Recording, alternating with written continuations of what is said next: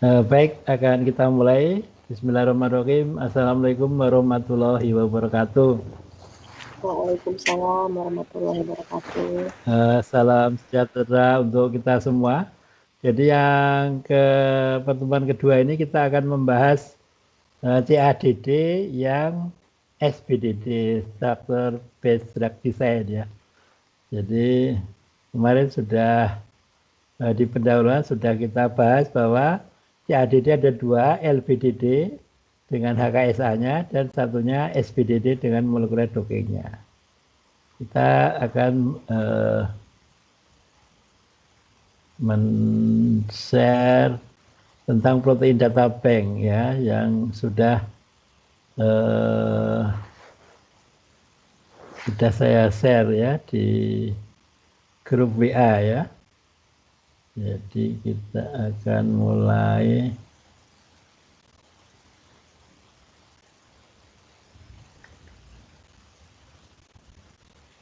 pertemuan kedua.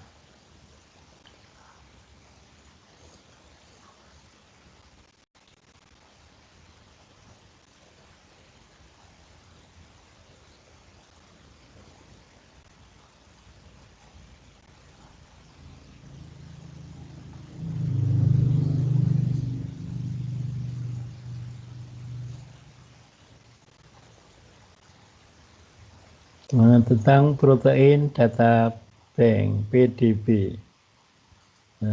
Sedang loading PPT-nya.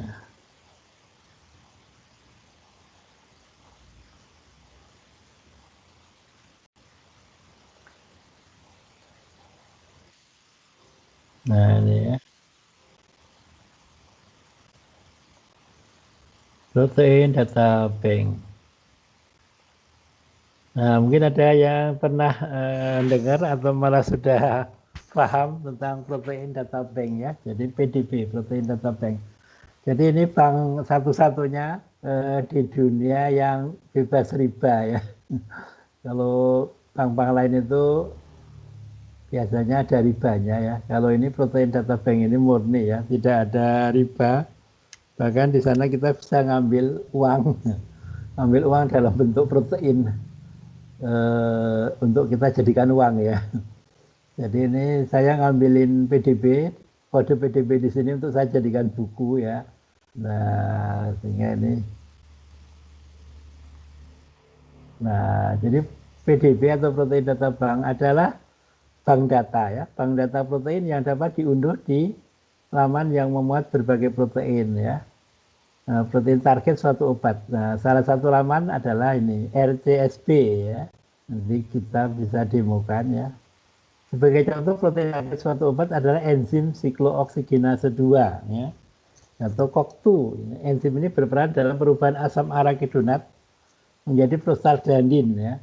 Jika ada ligan atau senyawa yang dapat menghambat atau menginhibisi atau menghalangi kerja enzim COX-2 terhadap asam arakidonat, maka tidak terbentuklah prostaglandin. Nah, ini ada apa? Skema ya. Jadi kalau kita luka itu di dalam tubuh kita itu ada perubahan ya, perubahan asam arakidonat ya oleh enzim COX-1 dan COX-2 itu menjadi PGG2 dan PGH2. Nah, PGG2 dan PGH2 ini adalah mediator nyeri ya. Jadi kalau kita luka misalnya, terus nanti terbentuk PGG2 dan PGH2. Nah, ini yang akan lapor ke otak kalau ada luka sehingga nyeri. Nah, kalau yang lapor ini kita halangi supaya tidak terjadi dengan menginhibisi COX-2, maka ini tidak terjadi. Jadi yang lapor sakit nggak ada, sehingga kita nggak merasa sakit. Nah, kira-kira begitu bekerjanya paracetamol ya. Nah, seperti terlihat tadi, ini ada di Nogredi tahun 85 ya. Nah, jadi adanya paracetamol sebagai inhibitor COX-2 menyebabkan tidak terjadinya sintesis PGG2 dan PGH2, suatu mediator nyeri sehingga paracetamol dapat sebagai analgetik ya. Nah, protein target suatu obat dalam PDB biasanya dalam bentuk kompleks ya. Jadi biasanya sudah ada ligannya di sana, kompleks ligan protein. Tetapi ada juga yang kode PDB itu tidak mengandung ligan.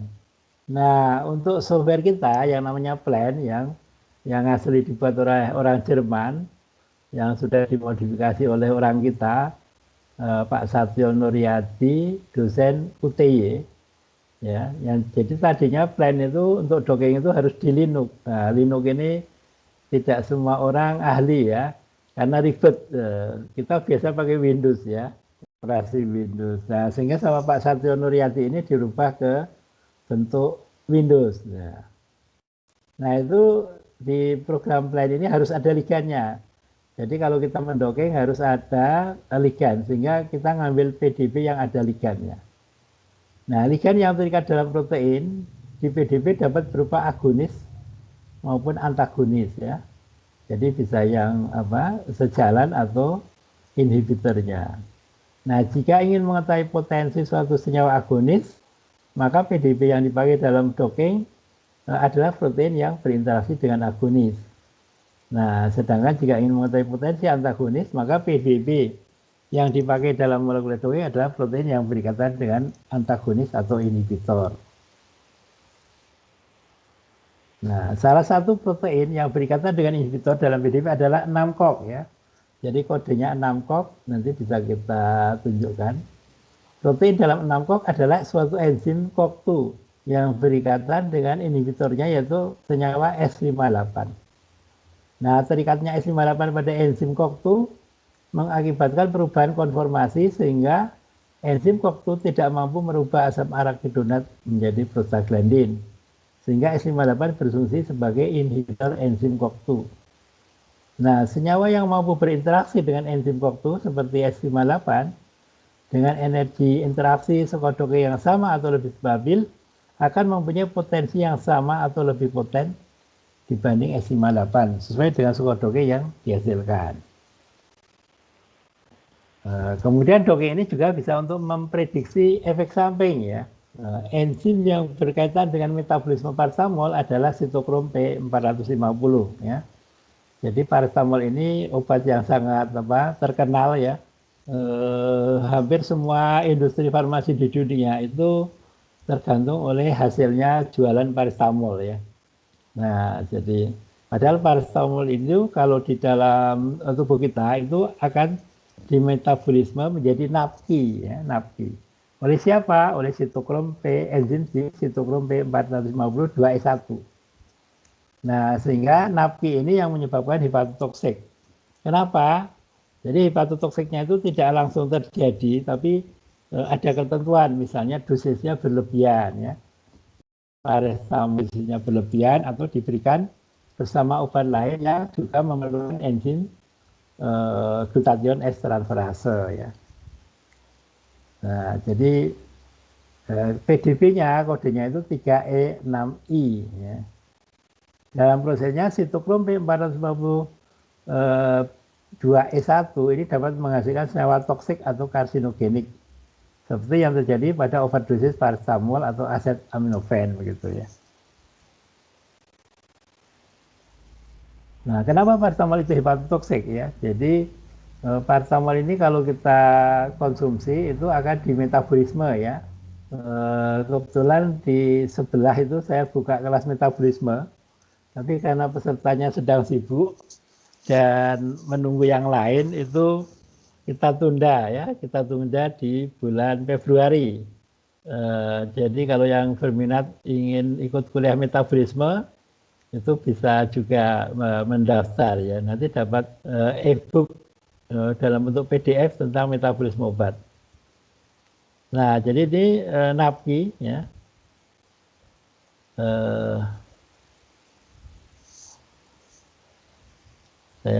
Saya pointer ya.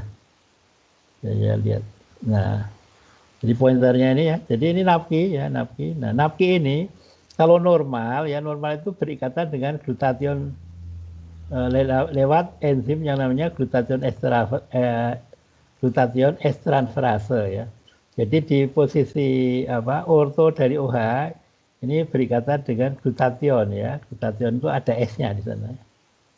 Nah, sehingga terus dikeluarkan dari tubuh. Tapi kalau enzimnya ini bersaing dengan obat lain, nggak kebagian, maka ini akan menyerang sel hepar ya, sehingga berinteraksi dengan sel hepar. Kenapa berinteraksi dengan sel hepar? Karena sel hepar itu muatannya negatif, di sini itu positif ya.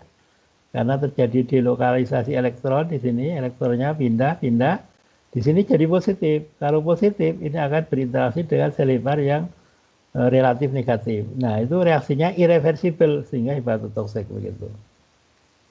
Dan banyak penelitian yang sudah mencoba untuk memperbaiki paracetamol ya, dimodifikasi, tapi sampai sekarang belum berhasil ya, belum berhasil. Kenapa? Karena obatnya lebih bagus, lebih poten, tapi lebih toksik. Nah, biasanya orang meneliti dengan mensubstitusi atau menambah gugus di inti bensin. Di sini yang saya tunjukin ini ya.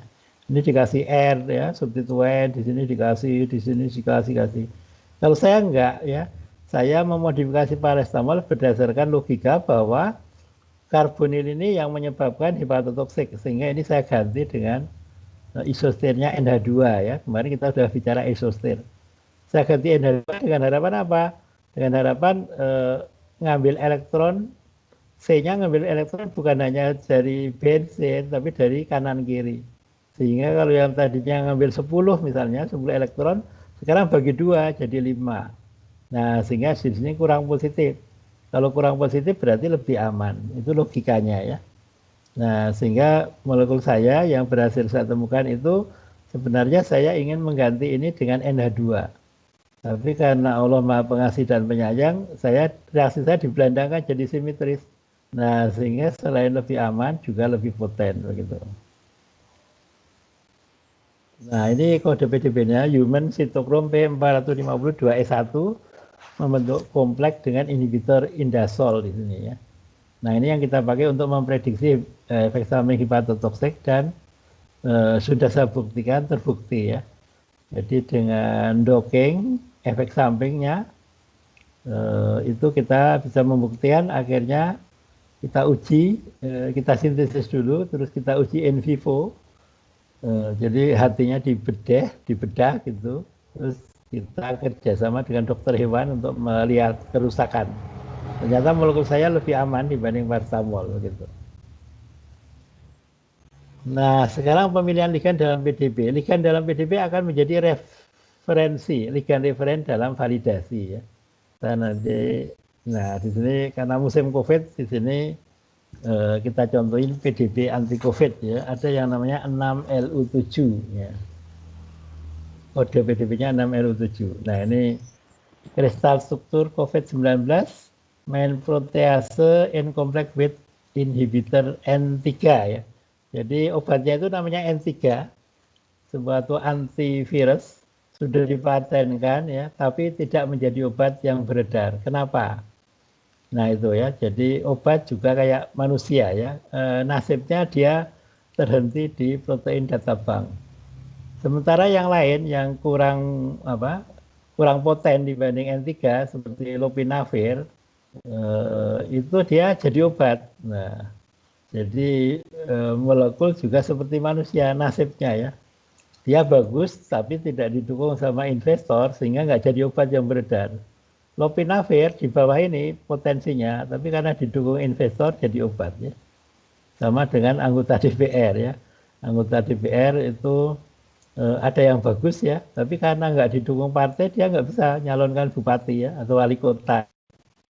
Ya, tapi yang tidak bagus didukung sama partainya ya jadilah wali kota ya di suatu kota tertentu begitu. Nah ini yang kuning ini adalah N3 tadi ya, N3 suatu ligan inhibitor. Jadi ini enzim ya, reseptornya 6LU7 ini sebenarnya ini enzim sebagai reseptor. Nah, enzim ini itu berfungsi untuk replikasi virus ya. Jadi COVID itu bereplikasi, 1 jadi 2, 2 jadi 4, 4 jadi 8, dan seterusnya dengan cepat begitu ya. Ini karena enzim ini. Nah, kalau enzim ini kita inhibisi, kita hambat, maka tidak terjadi replikasi ya. Nah, jadi virusnya nggak berkembang. Yang berbahaya kan kalau virus itu berkembang biak, 1 jadi 2, 2 jadi 4, gitu ya. Kalau virusnya cuma 1 gitu, tubuh kita nanti untuk menghancurkan begitu ya. Nah, jadi kalau memvalidasi ini kita copot, kemudian nanti kita kembalikan. Nah, itu harus mempunyai nilai RMSD di bawah 2 angstrom. Ini sudah saya validasi. Dan di sini untuk enzim di COVID ini sangat atau ligannya ini sangat aneh ya. Anehnya apa? Anehnya itu ligan ini saya simpan, besoknya bergerak ya. Yang lain saya belum pernah dapat obat yang saya simpan kok gerak ya. Enggak, ini bergerak ya. Nah, untungnya sudah saya ikat ya. Jadi yang satu ini, yang kuning tadi kan replikan ya, asli, kedudukannya asli. Kemudian saya copot, saya kembalikan, jadinya merah ini. Nah, ini kalau saya hitung, itu RMSD-nya ada di sini 1,8129 ya. Nah, untungnya yang merah ini saya ikat sama yang kuning ya. Karena apa? Besoknya saya panggil, yang merah ini udah nggak seperti ini bentuknya, beda dan tidak valid ya. Jadi ini saya menjumpai keanehan ya. Sebenarnya sih nggak aneh karena molekul itu kan sebenarnya benda hidup ya. Molekul itu ada gerakan antar atom ya, ada gerakan pegas, ada gerakan puntir dan seterusnya. Makanya ada spektra inframerah. Jadi molekul itu bukan benda kayak kayu yang rigid, tapi fleksibel ya, fleksibel. Nah, kemudian yang berikut contohnya ini ada 3E9S. Ini apa? Ini juga nukleus papain-like protease ya. Jadi protease juga deubiquitinase inhibitor ya, blok. Jadi inhibitor juga ini ya, memblok replikasi virus SARS ya. Nah, ini juga ya. Jadi ini kita validasi ya. Nah, jadi kalau di sini yang kuning itu namanya T3 ya, pakai kode T3. Itu juga sudah dipatenkan untuk antivirus ya. Nah, ini ya yang biru laut ini adalah enzimnya. Nah, jadi kita copot kemudian kita kembalikan. Nah, kemudian kita hitung RMSD-nya. Nah, 0,58 ya, lebih bagus lagi ya, di bawah 2 angstrom. Makin kecil makin bagus ya. Tetapi tidak bisa 0,00 ya.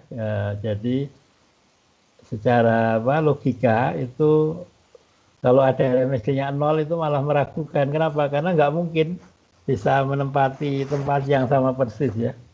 Jadi kalau kita duduk di suatu tempat misalnya, terus kita kalau dalam bahasa Jawa diblat ya, jadi bokong kita pinggirnya kita kasih kapur gitu ya, kemudian kita berdiri, kemudian kita duduk lagi ya, walaupun sudah dikasih kapur, itu kita tidak bisa menduduki tempat yang sama persis dengan sebelum kita berdiri. Nah, RMSD juga seperti itu. Kalau kita copot, kita suruh kembali, tidak ada yang 100% nempel kembali ya, nggak ada itu ya. Nah, bahkan yang benda yang mudah misalnya kayak penggaris misalnya, penggaris kita ambil terus kita kembalikan di tempat yang persis, sebenarnya nggak bisa kita persis.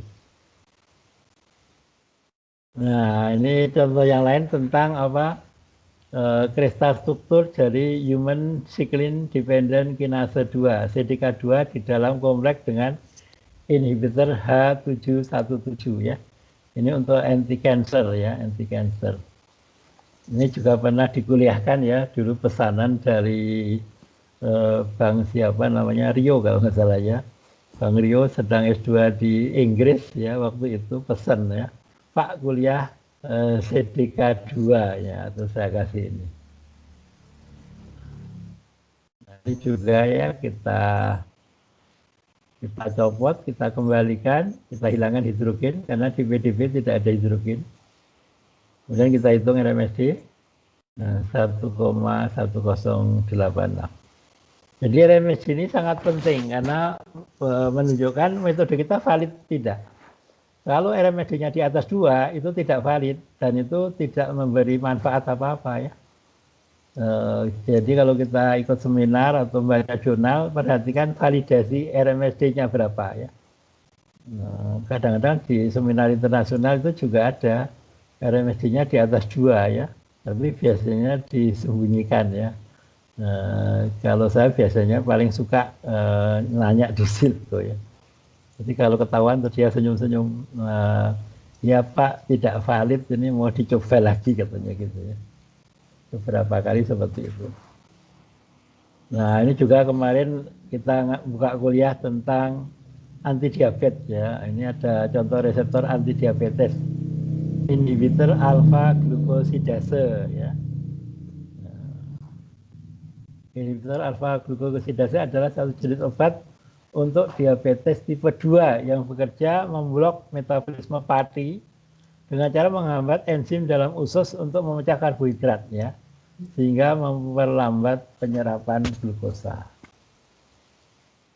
Nah, seperti ini alpha glucosidase ya.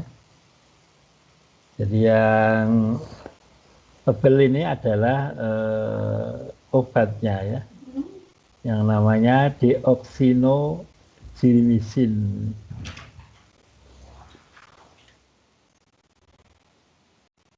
Nah, ini RMSD-nya juga sudah kita validasi 0,2961. Reseptor antidiabetes yang lain ini agonis ya, agonis human peroxisome proliferator activated receptor gamma. Nah, ini contohnya satu KNU ya, ligand binding domain of the human peroxisome proliferator activated receptor gamma yang membentuk kompleks dengan agonis, agonis sintetik. Ya. Jadi ini bisa untuk menguji anti diabetes. Nah ini literaturnya PPARG. Ya. Nah ini banyak lagi kode yang lain ya. Jadi di bank data protein banyak sekali kodenya, kita bisa memilih. Nah ini dibuka dengan margin space. Nah, ini kita validasi valid ya 1,81. Nah, itu tentang protein data bank. Sebelum kita lanjutkan dengan docking, saya ingin memberi kesempatan untuk diskusi. Kalau ada yang mau menanyakan silahkan tentang bank data protein.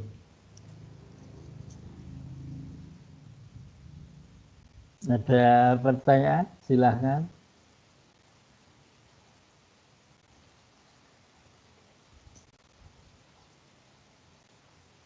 Mbak Aulia ini dari Wahid Hasim ya. Bu Silvana, Mbak Siti juga ya dari Wahid Hasim ya. Ya, Pak. Ya, silakan. Ada yang bertanya? Oh ya, kurang jelas terkait RMSD ya. Jadi RMSD, jadi bukan A ya, tapi R ya. R ya, jadi RMSD. Ya, RMSD. Root mean square deviation ya. Jadi root mean square deviasi. Nah, jadi itu kalau kita contoh gampangnya gini ya. Jadi di dalam PDB tadi kan ada enzim atau reseptor, kemudian ada obatnya namanya ligan. Nah, yang kita ambil itu adalah sebenarnya ligannya itu. Ligannya misalnya suatu obat mengandung 5 atom misalnya ya. Misalnya di dalam obat itu ada 5 atom. Molekul itu disusun oleh 5 atom misalnya. Nah, 5 atom itu kita copot ya, kita copot terus kita kembalikan. Nah, 5 atom tadi tentu setelah kita copot dan kita kembalikan tentu ada jarak ya. Misalnya atomnya kita namain A, B, C, D, E. Nah, A itu setelah kita ambil, kita kembalikan, tentu kedudukannya, posenya berbeda. Sekarang kita sebut A aksen misalnya. Jadi antara A dan A aksen itu pasti ada jarak, meskipun sangat kecil ada jarak. Nah, jarak itu yang kita sesuai dengan rumusnya tadi ya, root. Nah, root itu akar ya, akar, min ya, rata-rata ya, square, kuadrat, deviation, deviasi ya. Jadi jarak tadi itu kita kuadratkan, terus kita rata-rata, ya, terus kita akar. Nah, itu ketentuannya tidak boleh lebih dari 2 angstrom ya, 2 angstrom. RMSD ya. Di buku saya kelihatannya ada itu ya, di buku saya yang kimia komputasi ya, yang kimia komputasi. Begitu. Ada lagi pertanyaan?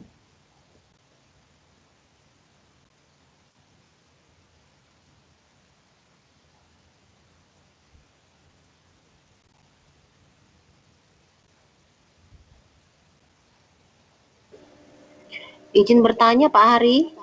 Ya, silakan. Pak, menyambung pertanyaan saya tadi, jadi jika RMSD-nya lebih dari 2 Armstrong, berarti ligan yang molekul obat yang kita desain itu tidak valid, seperti itu ya Pak? Iya, jadi metodenya nggak bisa kita pakai. Jadi kita harus berusaha supaya valid. Caranya gimana?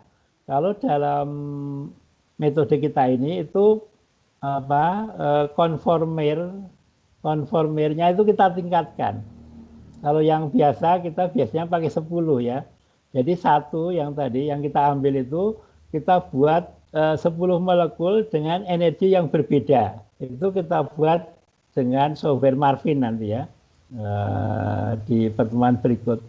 Nah itu kalau normalnya biasanya 10 sudah valid. Kalau misalnya tidak seperti 6LU7 itu kalau cuma pakai 10 nggak valid. Terus saya naikkan jadi 20 ya. Jadi terus kita buat molekul 20 macam, molekulnya sama, yang berbeda energinya. Nah, dengan 20 macam energi itu kita kembalikan. Nah, biasanya nanti ada yang di bawah 2 begitu. Kalau misalnya belum, bisa kita naikkan lagi. Jadi 25 misalnya ya. Begitu ya. Tapi kalau sudah misalnya udah capek kita 25, 30 kok sudah males gitu, ya ganti kode aja, ganti kode. Karena PDB itu ya, jadi yang contohnya tadi enzim siklooksigenase 2 itu banyak kodenya, tidak hanya 6 kok. Kalau 6 kok itu kan ligannya S58. Tapi ada kode lain misalnya 4 kok atau 5 kok. Itu nanti yang membedakan ligannya. Ada yang ligannya misalnya selekoksid. Nah, ada yang ligannya indometasin, tapi enzimnya sama ya. Kita kan mencarinya enzimnya ya. Jadi ligannya bisa beda-beda nggak apa-apa. Kalau misalnya ligan yang satu, kode yang satu itu tidak valid, kita bisa pakai kode yang lain. Atau bisa juga pengalaman saya dengan apa? Dengan mempertahankan air ya. Jadi dalam protokol docking itu nanti airnya kita delete, kita hilangkan. Nah, ada penelitian kalau airnya tidak dihilangkan itu sebenarnya mendekati realita karena tubuh kita itu penuh dengan air. Tapi protokol dockingnya biasanya dihilangkan airnya. Kenapa? Karena untuk memperringan kerja laptop ya. Nah, kalau pengalaman saya memvalidasi lebih besar dari 2. Terus saya saya pertahankan beberapa molekul air di sekitar ligan, misalnya 7 gitu ya, 7-nya nggak saya delete. Nah itu ternyata bisa membuat RMSD-nya menjadi valid begitu. Begitu tentang RMSD tadi ya. Karena begitu RMSD-nya tidak valid di atas 2 itu data kita sebenarnya sampah, nggak ada gunanya sebenarnya ya. Sehingga saya pernah ikut seminar Kebetulan seminar internasional tapi di UGM gitu ya. Ada dari daerah Jawa Timur sana presentasi. Nah, kelihatannya dia itu mahasiswa S2 yang diputus sama dosennya, mungkin dapat proyek gitu ya. Nah, alangkah terkejutnya ketika RMSD-nya 10. Saya tanya, RMSD 10 itu kan tidak valid ya. Kelihatannya dia tidak dibekali ilmu, dia malah bingung, apa itu Pak RMSD? Ya, ya begitu. Jadi kasihan. Jadi dosennya itu yang kejam ya. Tidak ngasih bekal sama bimbingannya, disuruh ikut seminar internasional ya, malah bingung dia. Apa itu Pak RMSD itu loh? Ya, jadi datanya bagus, kelihatannya gambarnya itu menarik ya, warna-warni, interaksi obat reseptor. Tapi kalau kembali ke inti permasalahan, RMSD-nya 10 itu sebenarnya nggak ada gunanya, datanya sebenarnya bisa dibilang sampah begitu ya. Nah, jadi masih beberapa, kalau kita nanti kalau ikut seminar internasional, duduk di bagian dongeng nanti diperhatikan itu RMSD itu begitu. Ada lagi? Terima kasih Pak. Ya. Jadi validasi tadi salah satunya dengan RMSD ya. Salah duanya itu dengan yang namanya entry factor ya, entry factor. Jadi pakai pengecoh itu ya. Jadi enzim misalnya tadi kan enzim misalnya siklooksigenase 2 misalnya. Itu dikasih molekul yang aktif 10 ya. Kemudian dikasih pengecoh ya, istilahnya decoy ya, decoy. Pengecoh. Pengecohnya berapa? Enggak tanggung-tanggung, 60.000 ya. 60.000 molekul pengecoh dicampur dengan 10 yang aktif didokengkan begitu. Nanti ada hitung-hitungannya gitu ya. Nah, yang perlu diketahui apa? Laptop itu harus hidup, tidak boleh mati selama 3 bulan. Ya, 3 bulan suruh kerja laptopnya sampai rusak katanya ya, sampai rusak. Nah, saya pernah disuruh seperti itu sama penguji saya. Saya nggak mau. Bagi saya itu konyol itu ya. Kalau nggak mau harus ini katanya. Nggak boleh Pak Hari, nggak boleh dongeng untuk desain. Ya saya nurut aja. Ya nggak apa-apa. Kebetulan saya punya cara satunya dengan kerapatan elektron. Jadi saya dikasih nasihat sama promotor saya, Prof. Umar almarhum ya, 2 kali ketua LIPI. Itu bilangnya gini, Dek, Anda sebagai mahasiswa di sini harus nurut aja sama penguji. Nanti kalau sudah lulus terserah katanya. Ya, jadi saya ngalah saya desainnya pakai kerapatan elektron. Karena nggak boleh pakai dongeng, karena Pak Hari pakai RMSD nggak bisa untuk desain katanya. Padahal faktanya bisa, sudah saya sintesis, saya buktikan ya. Nah, jadi seperti itu. Nah, sehingga apa? Sehingga yang tadi entry factor 1% tadi seperti itu. Terus nanti ada hitung-hitungannya ya. Ada hitung-hitungannya dan memang sengaja di sini nggak saya bahas ya. Karena bagi saya itu konyol gitu ya, 3 bulan suruh hidupin komputer sampai rusak itu, dan manfaatnya juga belum kelihatan saya tengok ya. Saya tengok yang nyuruh itu sampai sekarang juga belum punya molekul yang bagus begitu. Nah begitu. Jadi validasi cukup dengan RMSD ya. Nah, begitu. Ada yang lain lagi?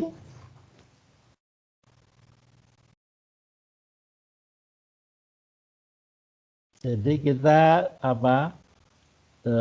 kalau sebagai drug designer ya, dulu nggak ada yang di kampus itu nggak ada yang berani mendeklar drug designer gitu ya. Saya sampai membuat kaos ya, farmasis drug designer. Nah, dan saya ingin membuktikan bahwa kita bisa mendesain dan dibuktikan gitu ya.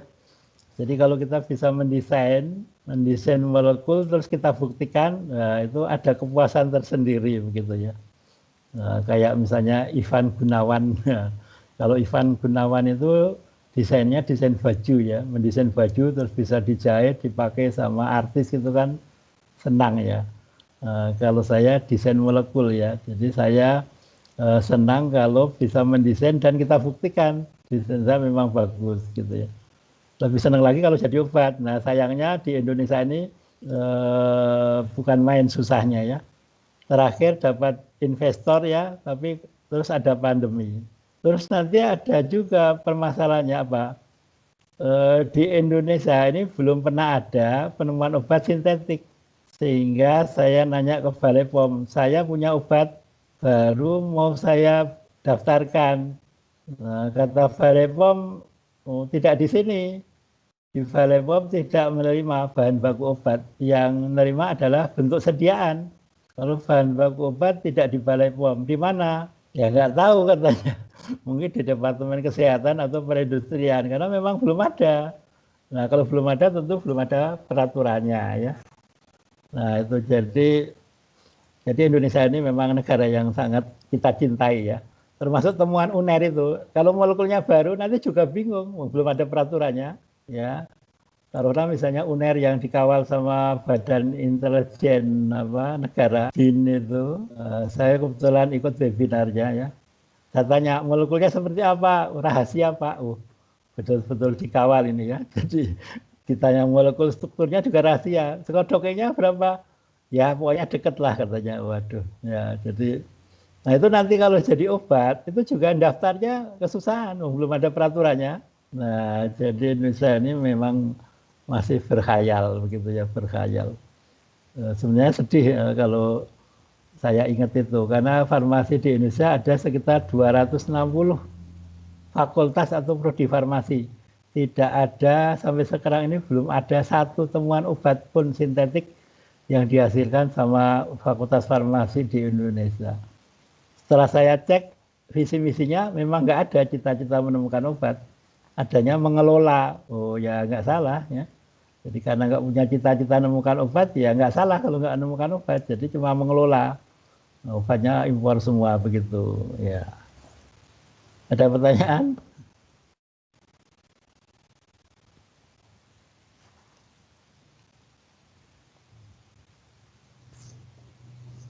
Yang dari Wahid Asim ya, mau skripsi ya, jadi silakan bertanya kalau ada yang kurang jelas, Mbak Siti sama Mbak Aulia ya. Tadi kakak kelas atau seangkatan? Kakak kelas ya. Siapa? Anida, Mersa, sama Cynthia. Tadi ujian skripsi molekuler dokeng. Alhamdulillah saya tanya ketua pengujinya dapat apa, mereka dapat A semua katanya. Ya, alhamdulillah ya. Ada pertanyaan? Menyusul nanti Pak. Pernyataan? Ya, belum ya. Kalau belum ada kita lanjutkan ya. Kita lanjutkan tentang molekuler docking. Ya, apa itu molekuler docking? Molekuler docking.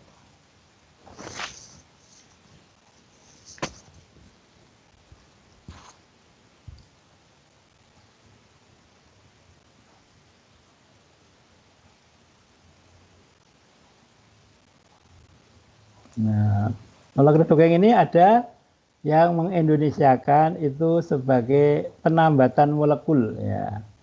Ini istilahnya diambil dari kapal gitu ya. Kapal itu kalau rusak kan masuk dok ya, masuk dok ya.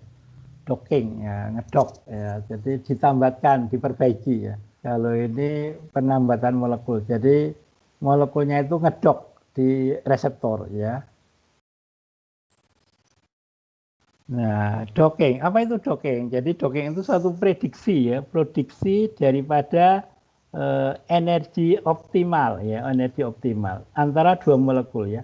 Dua molekul di sini adalah ligan atau obat sama reseptor. Jadi obat dengan reseptor itu nempel ya, interaksi obat reseptor nempel, terus energinya optimal ya, energinya optimal. Nah, di sini mengasumsikan bahwa keduanya itu ngedok ya, ngedok satu dengan yang lain. Jadi cocok gitu, ngedok gitu. Nah, terus di sini yang perlu diperhatikan adalah energi ya, interaksi ya. Jadi interaksi energinya interaksi itu minimize ya, minimal. Jadi stabil ya.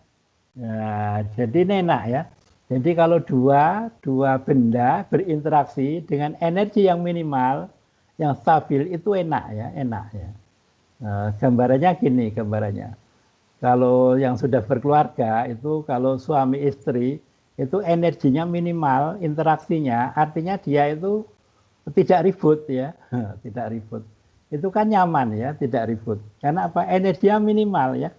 Kalau energinya tidak minimal itu aktif, artinya ribut ya, ribut. Nah, jadi itu ya. Jadi docking itu seperti itu ya. Jadi docking itu cirinya adalah ada dua molekul berinteraksi dan energi interaksi itu minimal. Minimal itu stabil ya, stabil. Nah, itu yang kita cari nanti ya. Nah, sehingga obat-obat itu seperti itu ya. Jadi di protein data bank tadi itu skor dockingnya itu antara obat dan reseptor tadi itu kebanyakan minusnya banyak ya. Misalnya kalau dengan plan ini minusnya 125 ya. Ya, jadi stabil ya. Jadi ayam tentrem, ayam tentrem gitu ya.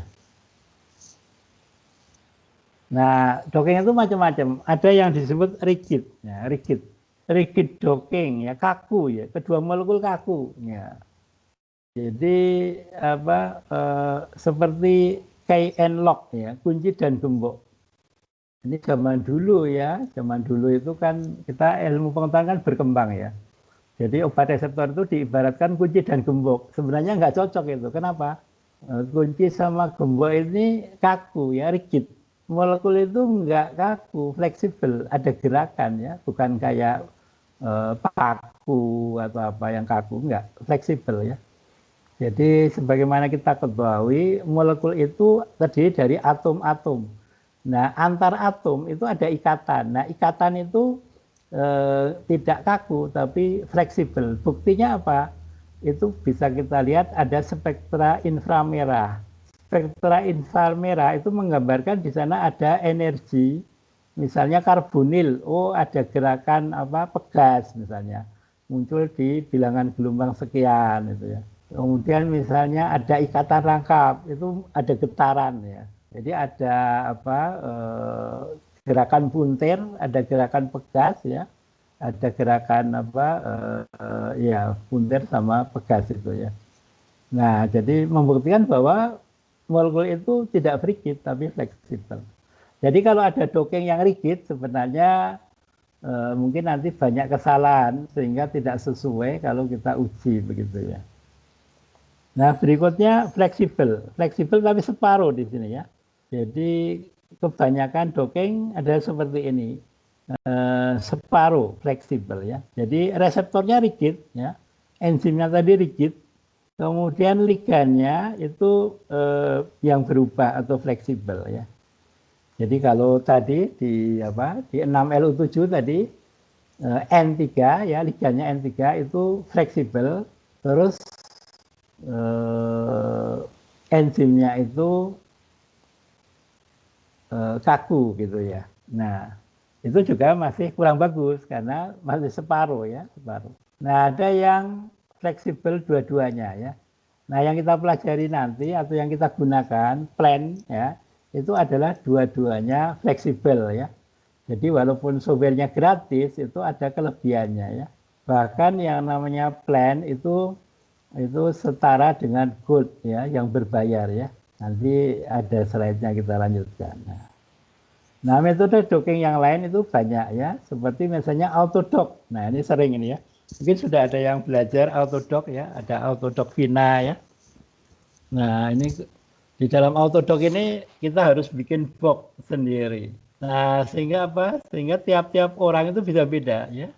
Di YouTube saya upload testimoni peserta kuliah ya, namanya Mas Algi, ambil S2 di IPB.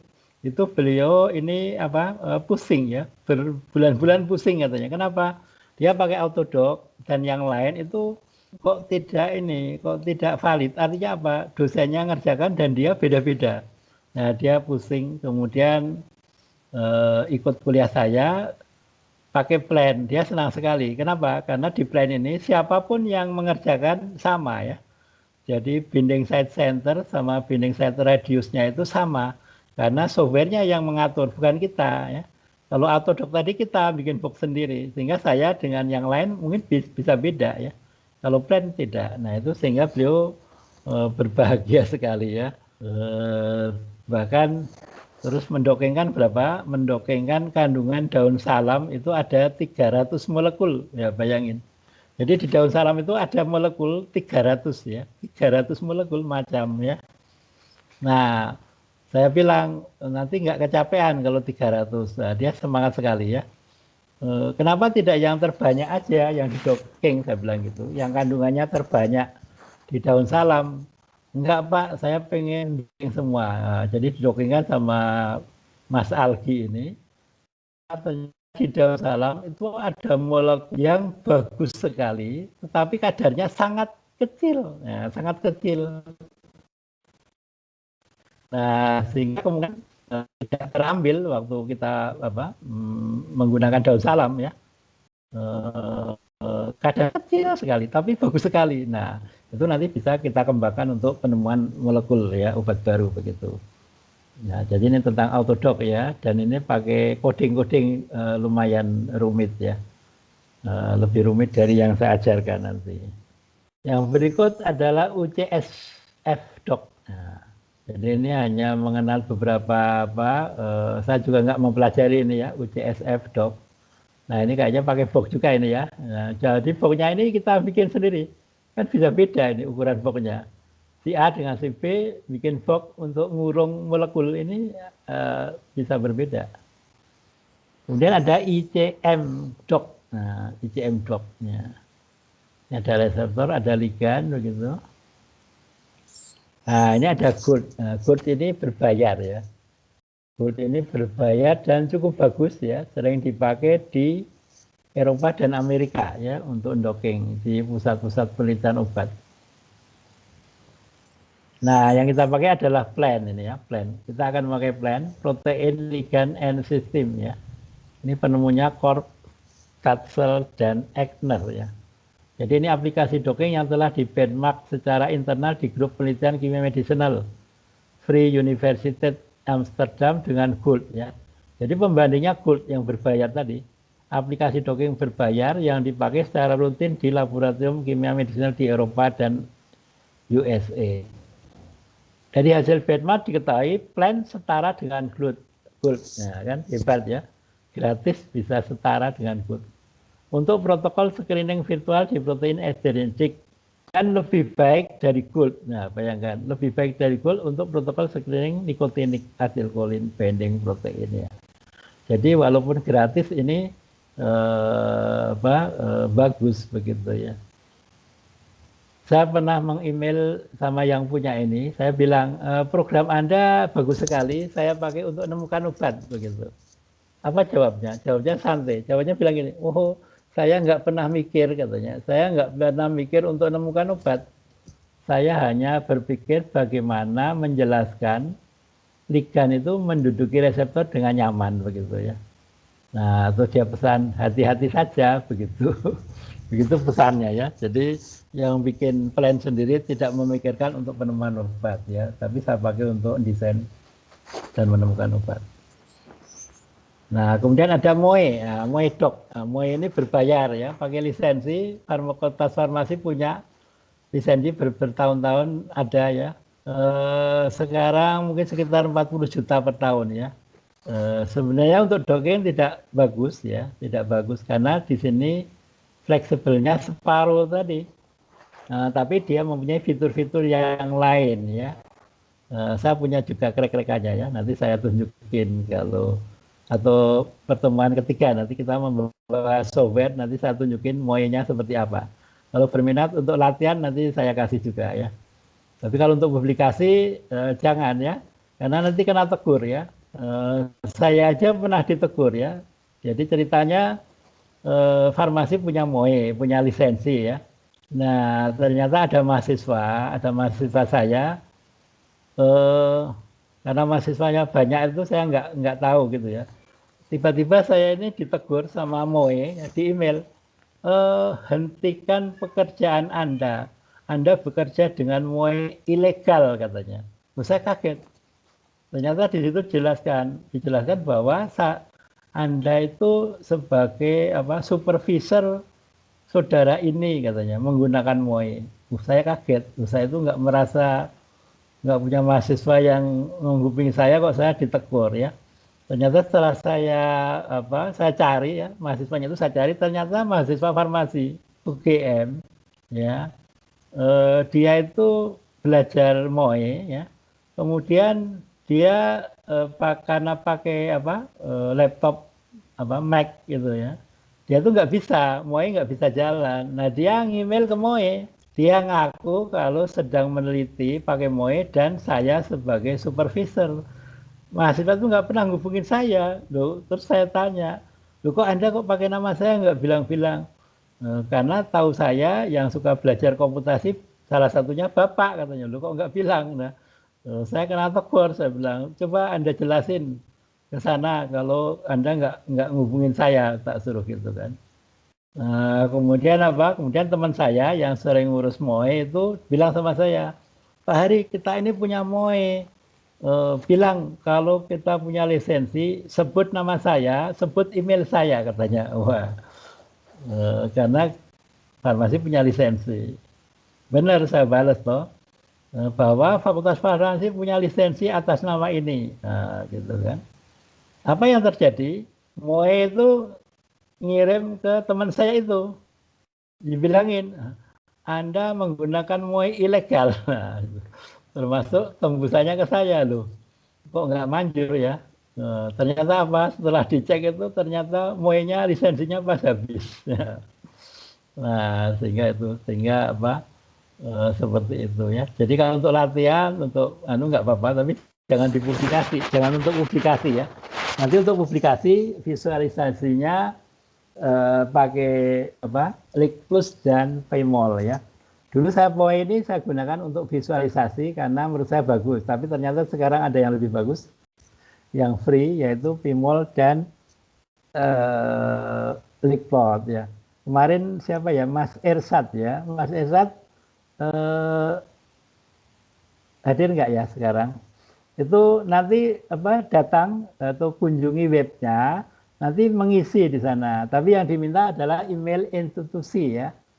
Saya yakin punya ya institusi. Kalau kuliah di mana kan biasanya bisa menggunakan email ya. Misalnya kalau saya UGM ACID gitu ya, atau UIN ACID atau yang lain ACID gitu.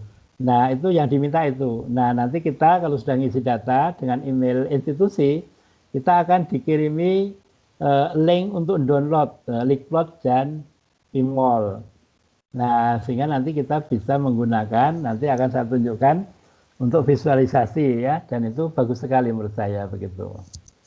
Nah, jadi ini tentang MOE ya. Kemudian ada flag, ya, ada flag. Ini untuk docking juga ya, banyak softwarenya ya. Ada Glide, Glide punya Schrodinger. Nah, tadi ada yang tanya tadi ya RMSD. Nah ini ya. Jadi yang nanya RMSD, evaluasi docking itu dengan RMSD. Singkatan apa? Root, ya, root akar ya, ini akar. Min, rata-rata ya, ini kan rata-rata.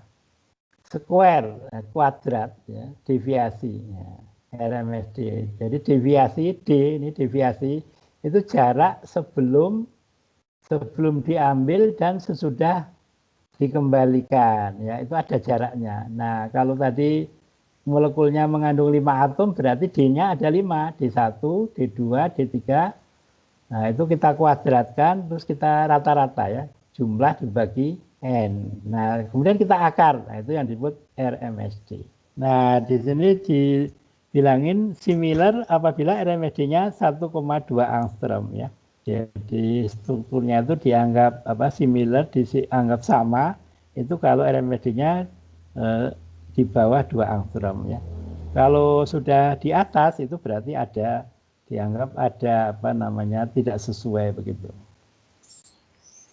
Nah ini kelebihan plan, nanti kalau yang tadi yang dari Wahid Hasim khususnya kalau ujian Anda bisa tulis nanti kelebihannya apa? Dapat dioperasi di Windows Bit 64 dengan CMD, hasil inovasi saudara Satyo Nuryadi. Kemudian free, praktis ya. Jadi Jadi kalau untuk publikasi nggak melanggar, kita banyak yang sudah publikasi pakai plan ya. Nah, kemudian praktis, sederhana dan mudah ya. Cukup single line comment untuk simulasi. Jadi ini pakai coding ya, pakai coding. Kalau dulu codingnya ini bisa 10 baris ya. Dan biasanya banyak yang menganggap susah. Kenapa? Misalnya titik tidak di titik itu sudah macet ya. Underscore atau spasi kelewatan udah macet gitu ya.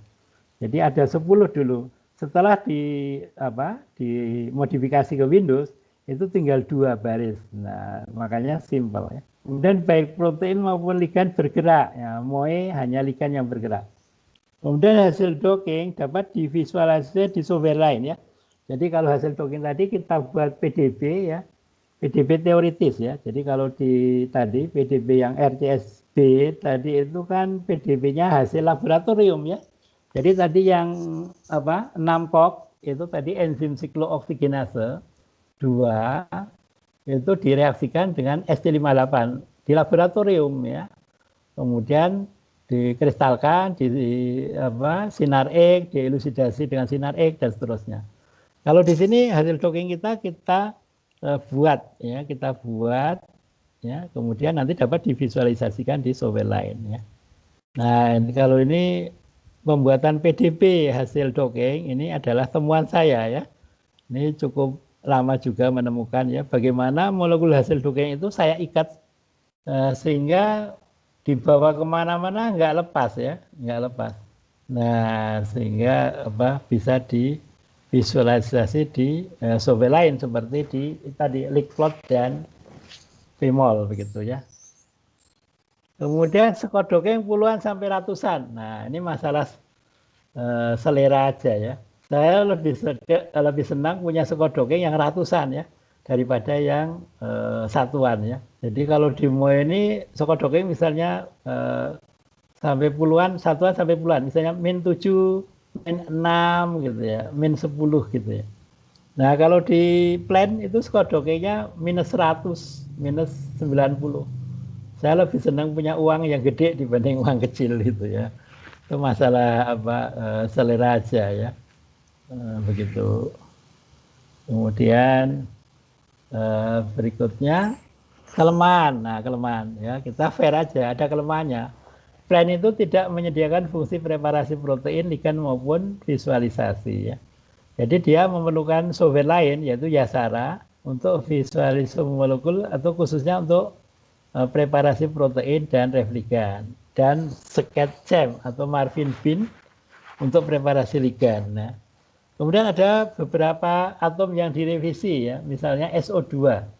Jadi pada waktu bikin program itu konon kabarnya itu dia lupa oksigennya masih huruf kecil ya, SO2. Nah, itu harus kita edit nanti ya.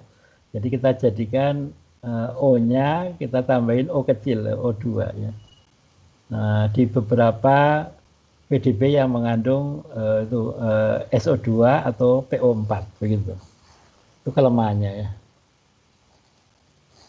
Kemudian, nah ini plannya ya. Nanti kita buka. Kayaknya udah berubah alamatnya. Nanti kita buka. Nah ini tadi ya. Jadi plan itu singkatan ya. Protein, ligan, and system ya. Dikira bahasa Inggrisnya tanaman ya, sehingga kalau ada seminar plan dikira tanaman itu ya, langsung di ACC gitu ya, padahal bukan ya. Plan itu protein, ligan, enzim. Jadi kenapa disebut plan? Karena apa? Karena setiap enzim atau reseptor pada saat docking kita namai protein ya. Jadi mau siklooksigenase 2, mau enzim protease, mau apa gitu ya, itu harus kita namain protein. Obatnya kita namain ligan, makanya disebut protein, ligan, and system ya. Ada beberapa peserta itu yang istilahnya pengennya kreatif gitu. Oh, saya nggak mau, obat saya kan namanya enzim apa gitu ya. Jadi dia nggak mau nulis protein, ditulis enzim begitu kan, dinamai enzim. Terus obatnya juga tidak disebut ligan. Saya pengen obat saya tandai sendiri, obatnya obat apa begitu ya. Nah pada saat docking ya nggak bisa ya, Pak punya saya kok nggak jalan. Anda yang mau dijalankan apa? Terus ya seperti punya Bapak loh. Di sini nggak ada protein, programnya itu harus ada nama protein. Anda menamakan enzim apa? Ya nggak jalan ya. Jadi ikuti saja kuliahnya sesuai dengan prosedur. Kalau sudah ahli nanti boleh ganti-ganti proteinnya diganti apa gitu. Tapi harus disesuaikan dengan kodingnya ya. Kodingnya kan masalahnya sudah kita setting apa protein ligand end system gitu ya. Nah ini Yasara ya, Yasara itu bisa juga datang sendiri, maksudnya ke webnya, nanti ngisi data, terus nanti dikirimi link. Ya, bedanya apa? Kalau Anda pakai Yasara saya itu yang pas buka pertama nama saya yang muncul ya Hari Purnomo. Tapi kalau Anda datang ke webnya minta nanti nama Anda yang tampil ya. Jadi pas buka Yasara namanya tampil ya. Jadi kalau di kelas kan keren gitu ya. Ya. Kalau enggak, kalau pakai punya saya, nama saya yang tampil begitu. Nah ini Cem Aksen ya, Cem Aksen yang nanti ada apa tiga ya. Marvin Seket, Marvin View, dan satunya Marvin apa ada nanti ya. Ada tiga nanti ya. Nah yang Marvin Sket yang sering kita pakai untuk preparasi ya. Kalau yang satunya bisa untuk membuka PDB. Nah jadi ceritanya seperti ini. Kita punya Yasara ya untuk preparasi protein dan replikan ya serta untuk visualisasi kalau memungkinkan ya. Tapi kita visualisasinya pakai Lickplot sama Pmol aja yang lebih bagus. Kemudian CM Aksen atau Marvin Bin tadi untuk preparasi ligan, kemudian kita docking di sini. Nah, dockingnya di Windows dengan program CMD namanya CMD. Nah, CMD ini juga sudah hasil karya inovasi Pak Satyo Nuryadi. Di laptop kita ada CMD, kalau kita pakai nanti nggak jalan karena CMD-nya sudah dimodifikasi sama Pak Satyo. Jadi nanti kalau yang nggak jalan bisa lapor ke saya, nanti saya kasih caranya supaya jalan begitu. Nah ini contohnya yang tadi enzim siklooksigenase. Ini SC58 tadi ya kita validasi, kita redocking atau kata lain redocking untuk validasi. Kita hitung RMSD-nya ya, RMSD. Kita hilangkan hidrogennya karena di PDB itu adalah tidak ada hidrogen di sana. Nah, di sini analisa hasil penambatan molekul. Yang pertama RMSD, suatu validasi metode yang diterima jika nilainya lebih kecil 2 angstrom ya. Jadi kalau RMSD-nya di atas 2 ya sudah tidak valid, sudah percuma kita bikin yang bagus-bagus kalau tidak valid begitu. Kemudian lalu kita perlakukan seperti di atas senyawa kita ya. Jadi kalau nguji senyawa kita mirip dengan validasi, bedanya cuma ligannya molekul kita.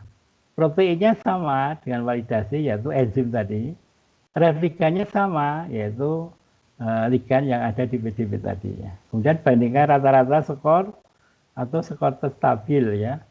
Nah, makanya di sini biasanya kita pakai 10 konformir, sehingga kita pakai statistik nanti, pakai uji T.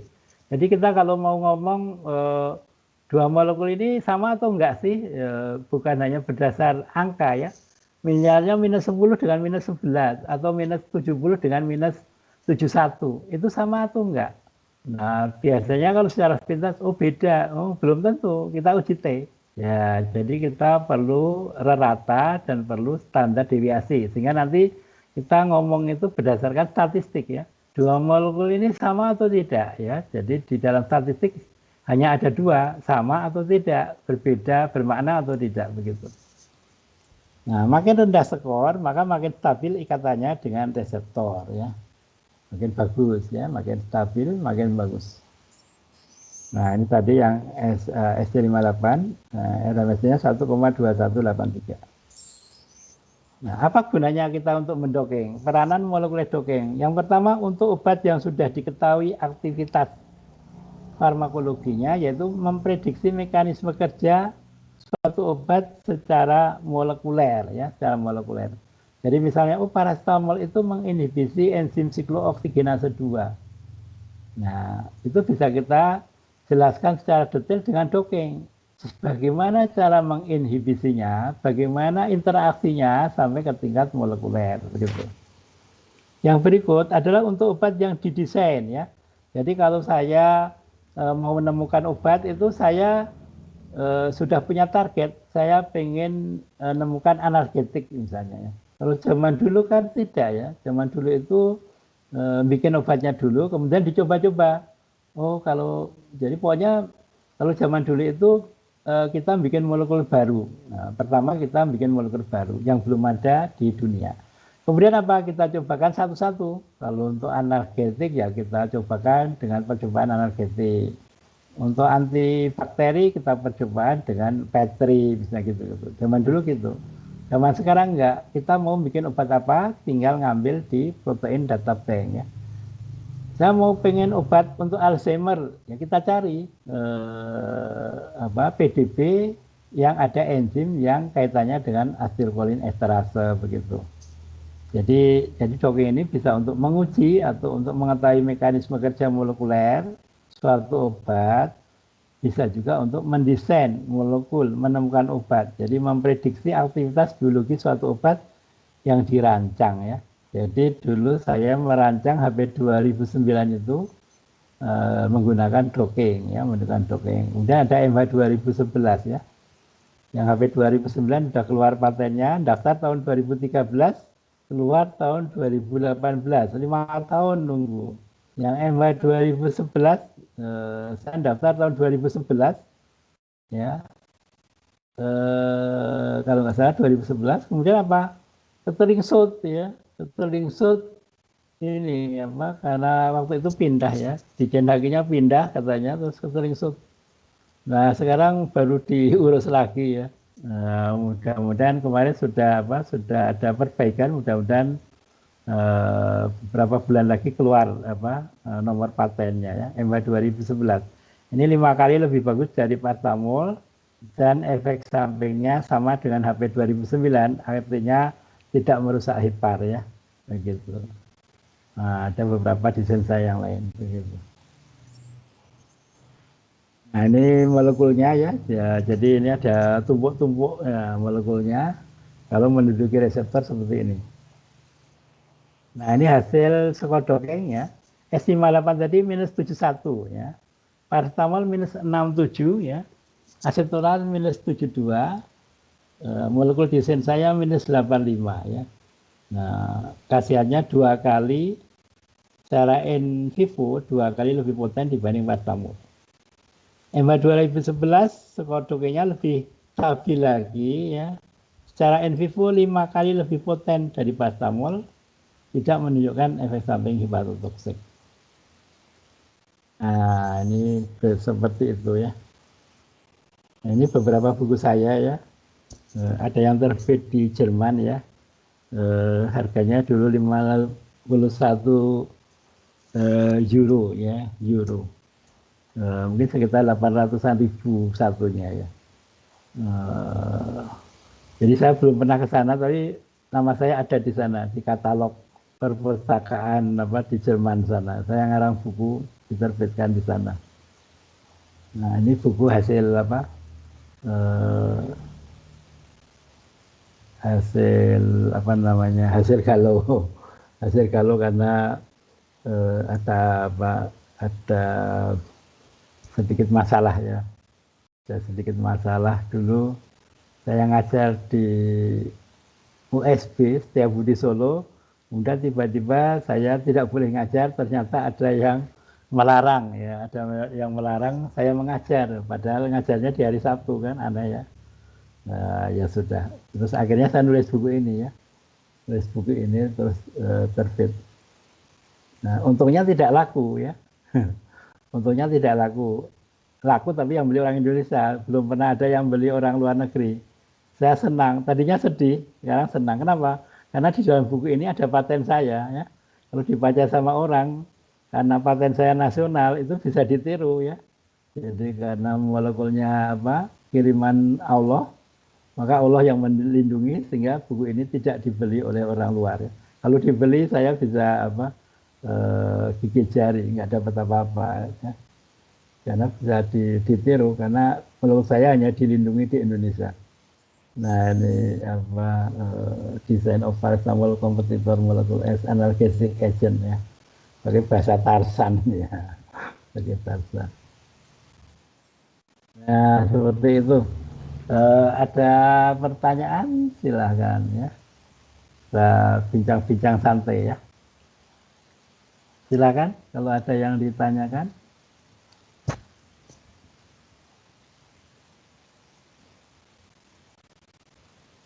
Bu Silvana ada pertanyaan? Atau Mbak Siti? Atau Mbak Aulia?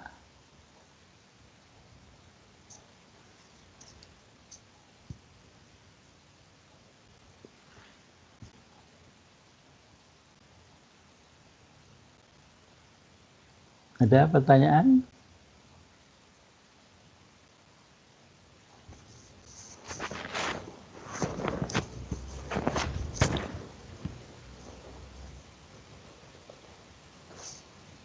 Masih terjaga atau pada tidur?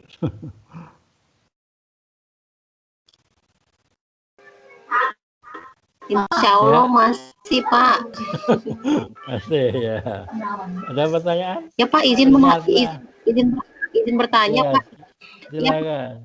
Ya, bertanya terkait skor docking tadi Pak, saya masih belum paham. Gimana? Ada Bapak tampilkan hasil produk Bapak ya, skor docking Pak tadi. Oh ya. Nah itu masih belum paham Pak. Oke ya. Jadi tadi kan ada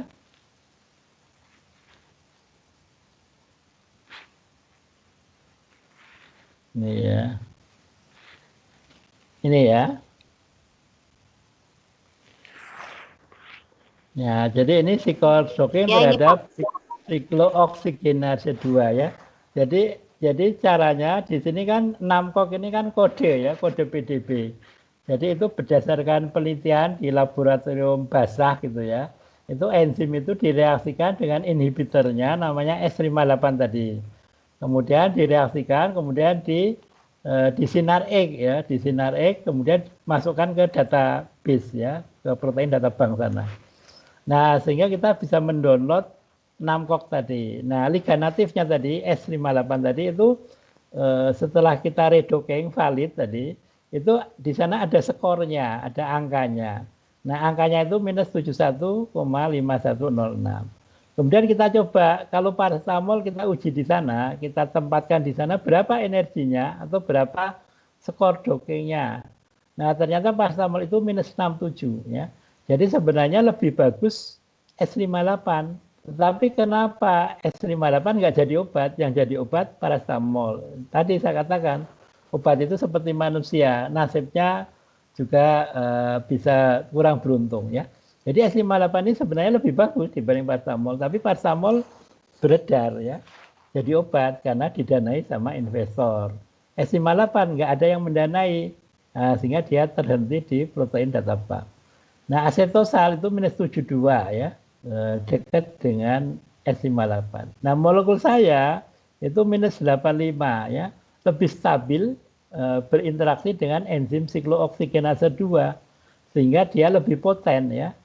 Nah, dan ini prediksinya, kemudian kita buktikan, kita sintesis, kita elusidasi struktur, kemudian kita uji. Nah, ternyata potensinya 1,96 kali, hampir 2 kali lebih poten dibanding paracetamol. Jadi makin minus skornya, makin bagus ya. Nah, kemudian saya bikin lagi MH 2011 itu skornya minus 95. Ya, ternyata ini setelah saya sintesis, kemudian diuji dengan hewan coba, itu ternyata 5 kali lebih poten dibanding paracetamol ya. Jadi intinya di sini makin minus itu makin bagus ya, makin poten begitu. Bisa dipahami? Ya.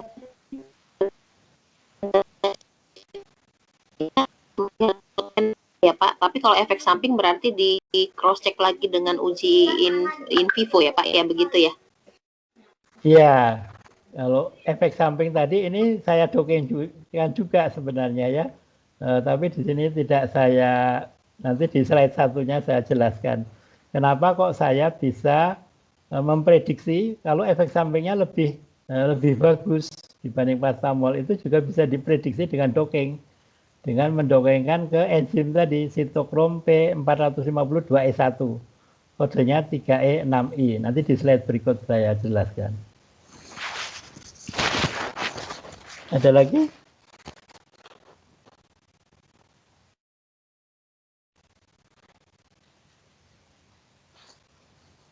Yang lain ada pertanyaan?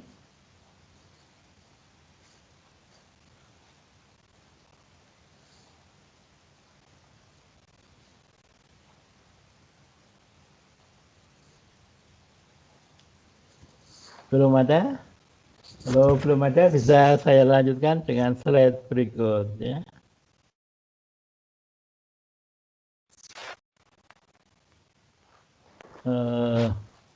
Saya ini yang keempat, 3 sama 4 ini sama ya sebenarnya boron ya. Mungkin yang keenam dulu ya.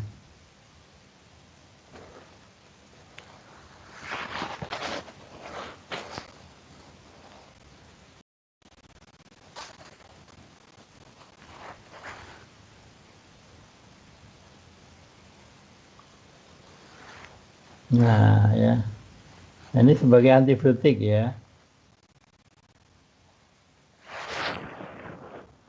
Nah, jadi molekulnya banyak bisa menduduki reseptor seperti ini ya, yuel-yuelan gitu ya.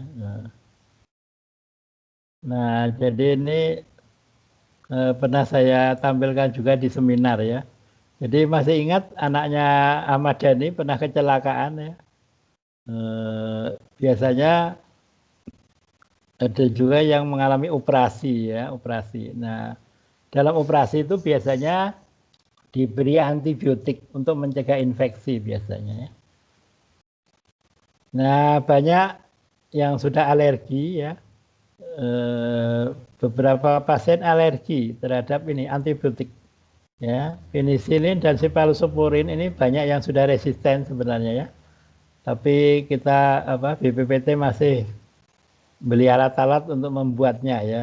Saya tanya, penisilin sama cephalosporin udah banyak resisten, kenapa kok mau dibuat? Saya bilang gitu kan, kenapa nggak bikin obat baru? Pesanan Pak katanya, dipesan sama petinggi ya. Ya sudah ya, yang biayai kan yang mesan ya. Jadi kalau bagi saya sebenarnya saya lebih senang membuat obat baru ya, daripada membuat obat yang sudah ada ya. Tapi ya seperti itu ya. Nah, jadi di sini intinya adalah saya ingin menemukan antibiotik pengganti penisilin dan cephalosporin, di mana yang ada beberapa yang alergi, tapi juga ada yang sudah resisten begitu. Nah, itu latar belakangnya. Nah, kita kembali ke antibiotik, cara kerjanya seperti apa? Nah, seperti ini ya. Jadi di dalam antibiotik itu ada dinding sel namanya peptidoglikan. Peptidoglikan itu pembentukannya ada 3 fase ya. Fase 1, 2, 3, di mana penisilin dan cephalosporin itu bekerja di fase 3 pembentukan peptidoglikan ya. Dengan bahan dasar dialanil, dialanin. Nah, ini gambar gram positif dan gram negatif sama-sama mempunyai peptidoglikan. Bedanya peptidoglikan yang di sini gram positif ya, itu tebal ya. Yang di sini tipis ya. Jadi sama-sama peptidoglikan. Jadi kerjanya penisilin dan cephalosporin itu mencegah pembentukan peptidoglikan ya, bagian dari dinding sel, sehingga dinding selnya karena yang biru ini tidak terbentuk bolong ya. Karena bolong ya terus mati nanti bakterinya begitu. Nah, ini gambarnya, gambar lain aja, selisihnya sama ya. Jadi peptidoglikannya yang di sini tebel ya, tebel. Ini coklat di sini, yang di sini tipis ya. Yang di gram negatif tipis. Nah, kemudian saya mempunyai desain ya, desain saya ini ya. Nah, nanti bisa ditanyakan kenapa kok saya bisa menggambar seperti ini ya. Biasanya tidak ada yang nanya gitu ya. Katanya, oh saya mau nanya tapi takut itu rahasia, oh, bukan rahasia ya. Kalau ada yang tanya baru saya jelaskan kenapa kok saya bisa membuat molekul seperti ini. Desain saya ini, kemudian kita ini ada banyak ya. Kemudian kita dokengkan. Nah, terhadap ini kita cari enzim yang bekerja di tahap tersebut. Nah, ketemulah 3-MZD. Ini kita download, kita validasi 3-MZD ya, dengan preparasi protein, replikan, kemudian preparasi ligan, kemudian kita docking ya, docking. Nah, ini dulu masih pakai Penzifer Linux ya. Slide-nya masih slide lama pada saat belum migrasi ke CMD, ke Windows dulu ini.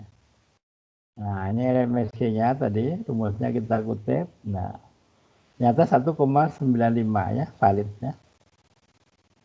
Nah, kemudian bagaimana hasil molekul hidrogennya seperti ini ya. Nah, ini sama preparasi protein dan replikan dari validasi, kemudian preparasi ligan, kemudian kita dokengkan. Nah, ini hasilnya ya, hasilnya. Nah, di sini itu kita akan melihat ya. Jadi enzim itu yang namanya DACA tadi itu kalau berinteraksi dengan D-alanin bahan baku dinding sel itu energinya yang di sini digambarkan dengan Scott-Docking itu minus 62,9. Nah, kalau kita kasih kloksasilin itu minus 79, kalau asil kloksasilin minus 81. Apa maknanya? Maknanya berarti makin minus makin stabil ya. Jadi enzim itu lebih memilih kloksasilin dibanding dengan dialanil ya. Nah, sehingga apa? Sehingga dialaninnya nggak diambil sama enzim. Kalau nggak diambil, ya dinding selnya tadi peptidoglikanya nggak terbentuk begitu ya. Jadi mana yang lebih stabil, ya mana yang stabil itu yang terjadi ya, yang terjadi.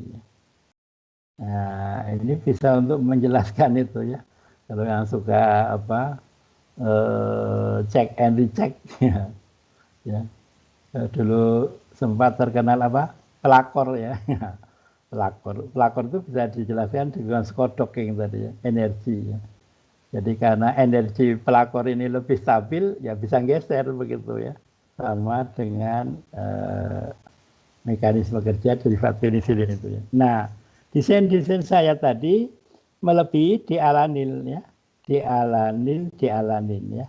Jadi ada yang minus 85, minus 81, minus 88, semuanya melebihi dalam artinya lebih stabil ya. Nah, sehingga saya yakin molekul ini bisa menggeser dialanil sehingga bisa berfungsi sebagai antibiotik begitu.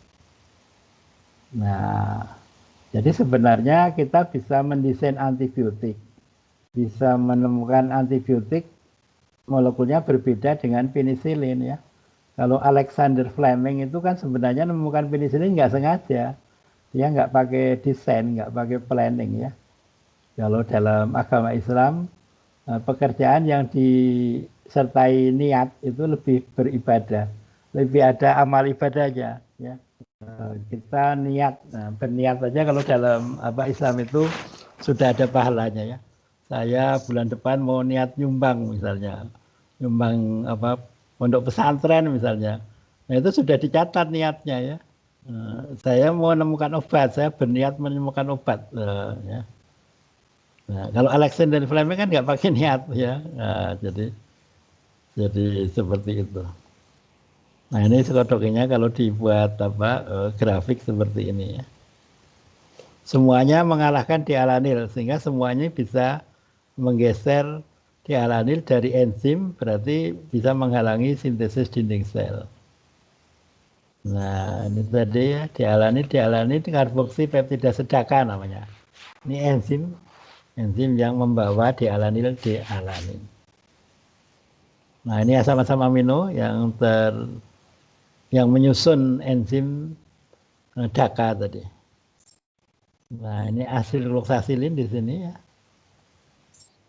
Nah, ini asiluloksasilin. Nah, ini redokingnya ya. Kita copot, kita kembalikan tadi. Nah, ini molekul saya ya. Di sini EMA 2011 bisa dudukin di sini. HBS3 2014A bisa ya. Nah, jadi molekulnya berkutat di situ sehingga apa? Nanti interaksi dengan asam amino tentu akan banyak persamaannya ya. Karena posenya seperti ini ya. Jadi molekul saya nggak akan melintang gitu, nggak. Jadi dia mengatur sendiri di dalam proses docking itu nanti berinteraksi dengan asam-asam amino begitu. Nah ini. Ya. Jadi semua ngumpul di sini ya, nggak ada yang melintang ke sana itu nggak ada. Ya. Nah,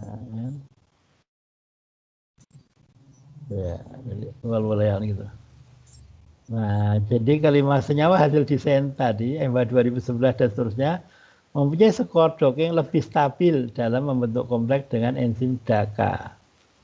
Hal ini berarti kelima senyawa mampu menggeser di alanil sehingga tidak terjadi pembentukan dinding sel bakteri tahap ketiga.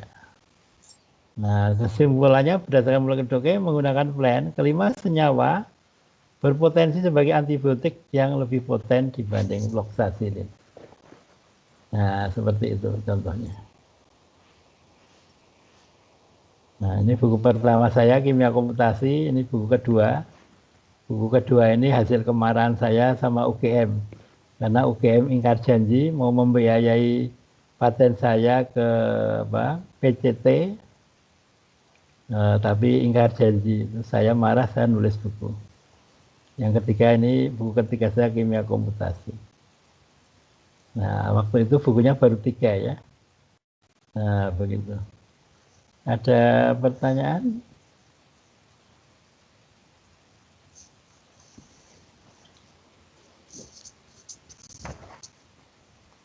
Silakan.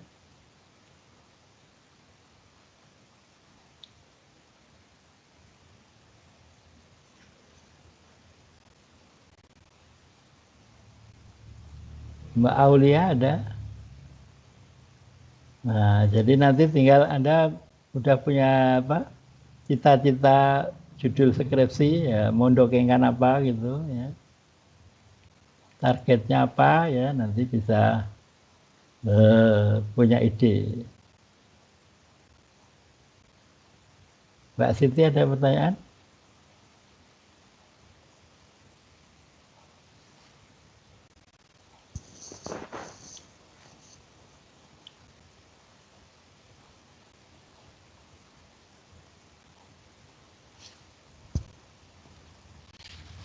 Yang lain silahkan kalau mau bertanya.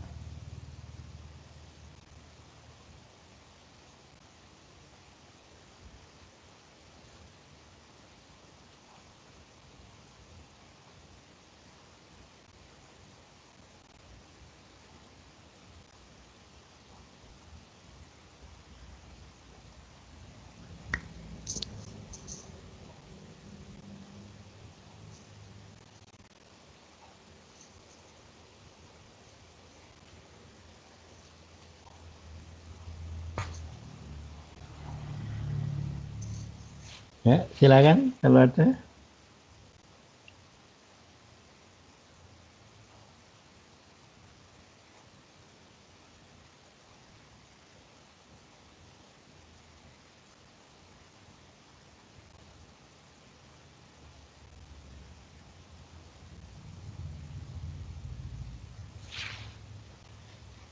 Ada pertanyaan?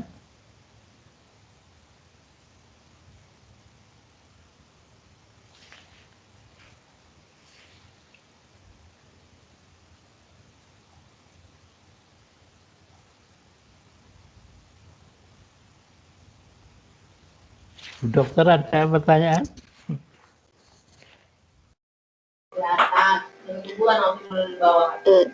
Cukup dulu Pak Ari. Ya, kalau tidak ada saya lanjutin lagi ya dengan slide berikut ya.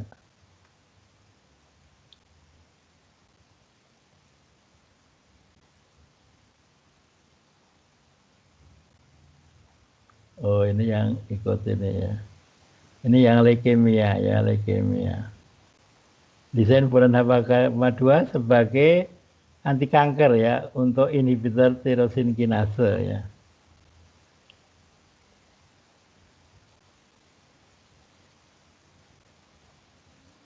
Nah, jadi di sini tirosin kinase itu adalah target ya, suatu target untuk kanker ya. Di sini untuk leukemia ya.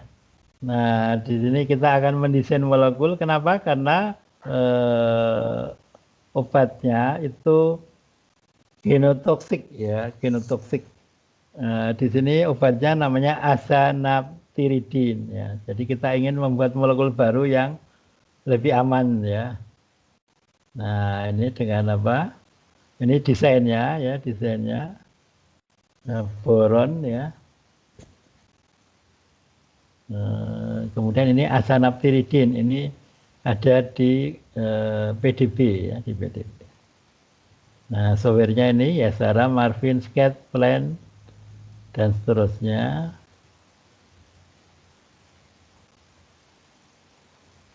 Nah, ini metodenya. Kita validasi dulu 5 LMA PDB. Kemudian kita dokengkan molekul yang kita desain.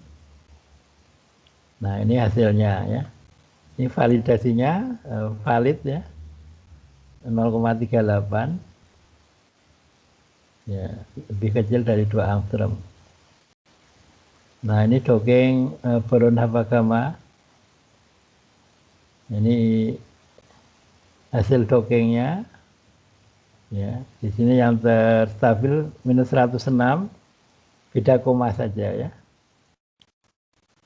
Nah, ini boronnya yang ini asanaptiridin. Interaksi ini MOE, di sini pakai MOE ya interaksinya. Nah, ini pakai link plot ya, Jadi beberapa interaksinya seperti ini ya. Jadi yang kanan ini desain saya, yang ini senyawa yang dipakai untuk obat leukemia yang sekarang.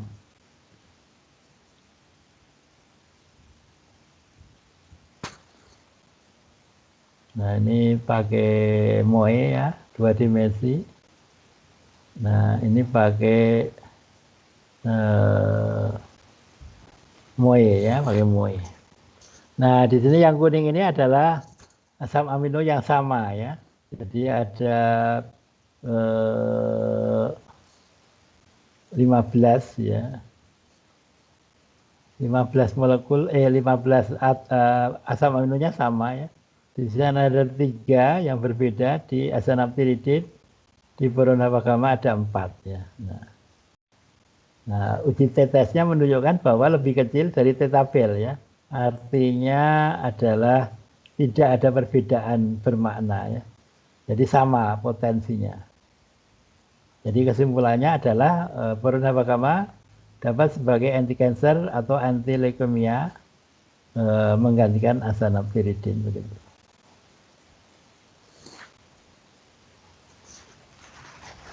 Nah, begitu ya.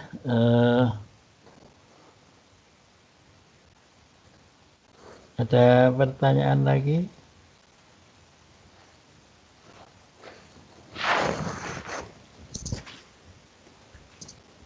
Bisa difahami?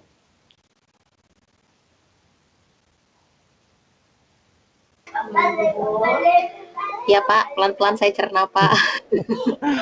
Iya, iya. Itu putranya belum bubuk itu. Ya Pak, ilmu baru ini buat saya Pak. Iya, iya, iya. Jadi kalau dengan dokeng ini kita kalau mau ikut seminar apa nggak perlu masuk lab ya.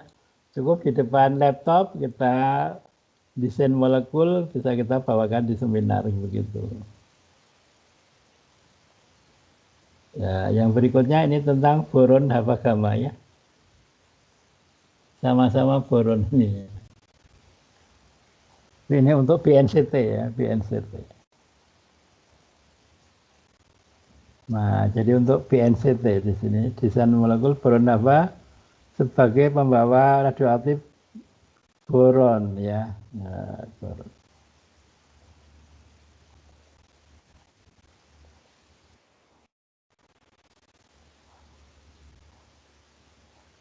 Jadi untuk terapi kanker payudara ya, jadi selama ini datanya kurang lengkap ya, baru sampai 2015 ya.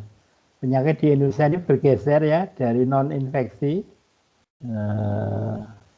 bergeser ke penyakit non infeksi ya. Jadi kalau dulu infeksi, sekarang ke non infeksi, non infeksi termasuk kanker ya.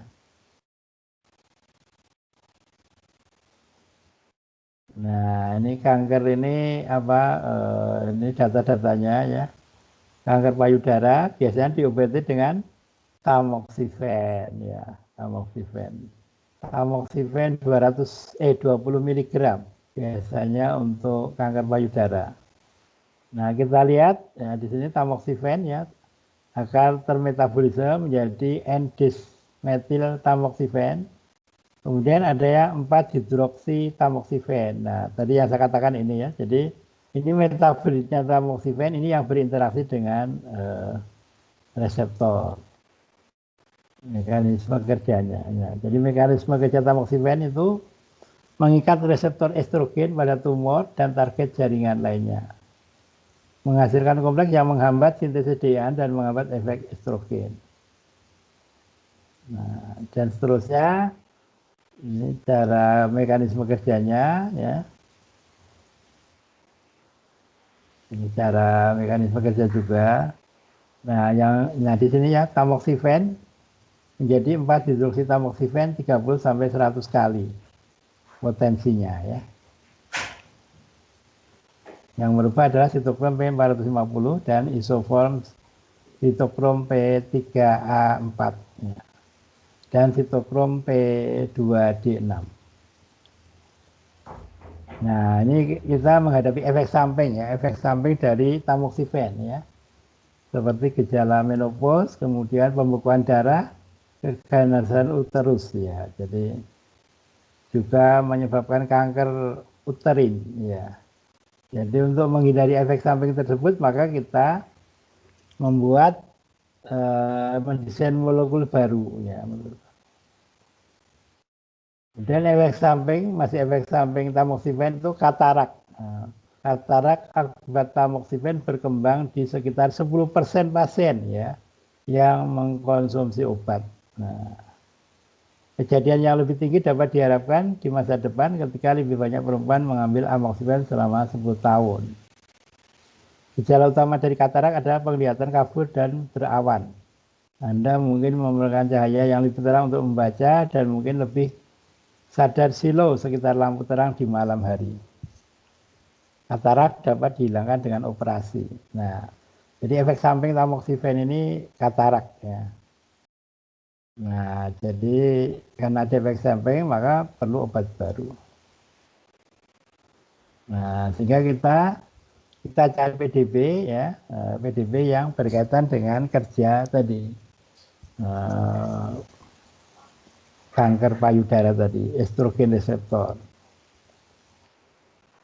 Nah, ini protein estrogen reseptor alfa. Nah, ini OHT itu OH itu hidroksi tamoxifen ya. Ini hidroksi tamoxifen. Nah, kita validasi, kemudian kita hitung RMSD-nya ini ya. Kemudian kita uji, kita dongeng senyawa desain ya. Dan beberapa molekul yang lain. Nah, ini hasil dan pembahasan ini boron haba gamma 2 ya. Strukturnya seperti ini. Nah, ini skor dongengnya ya. Hidroksitamoxifen minus 97, boron haba gamma 2 minus 98. Ini kalau diuji statistik tidak berbeda secara bermakna. Nah, kita akan memakai BNCT ya, BNCT ya. Jadi kalau tamoxifen itu penggunaannya masih tradisional, artinya di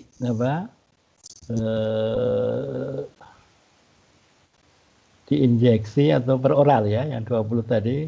Bisa kita lihat di booknya itu ya. Nah, kita akan melibatkan BNCT dengan sinar alfa ya, sinar alfa. Ini sifat-sifat sinar alfa ya. Ini diskoneksi ya, diskoneksi. Cara membuatnya dibalik ya, jadi direaksikan ketiga molekul ini nanti akan menjadi boron haba gamma 2. Nah ini ya, para aminofenol, 4 aminonaptol dan B2O3 akan menjadi boron haba gamma 2. Nah jadi mekanisme kerjanya apa? Jadi diinjeksi ya, diinjeksikan ke pasien, kemudian pasiennya masuk reaktor nuklir ya. Nanti ditembak sama neutron ya. Jadi karena molekul saya tadi mengandung boron ya, maka boronnya akan terurai menjadi litium dan sinar alfa. Nah, sinar alfa ini yang akan menghancurkan sel kanker payudara. Ini kebetulan di Farmasi UGM ada proyek ya, tapi nggak ada kaitannya. Saya di luar itu ya, saya tidak masuk tim ya. Saya sekedar pengen mendesain untuk BNCT ya. Di farmasi ada proyek BNCT senilai 500 miliar. 500 miliar kerjasama dengan kalau nggak salah 25 universitas di Indonesia. Waktunya kalau nggak salah 5 tahun ya. Ini sudah tahun keberapa saya nggak tahu perkembangannya ya. Nah jadi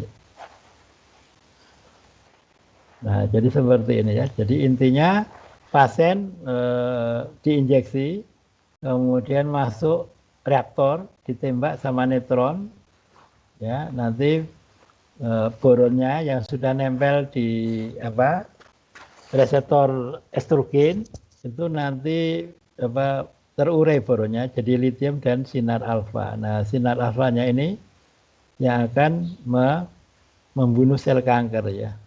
Nah, litiumnya gimana? Litiumnya aman ya. Litiumnya ada nanti diekskresikan di dalam keluar tubuhnya. Jadi kelebihan metode terapi boron ini adalah presisinya.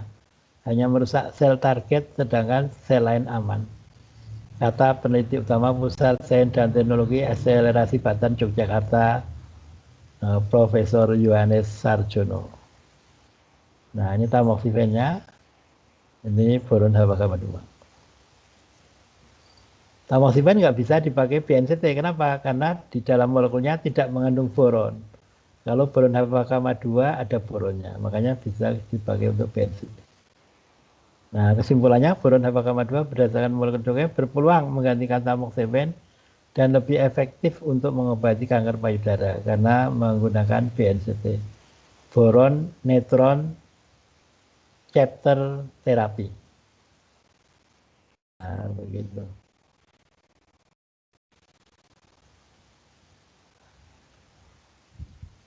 Ada pertanyaan?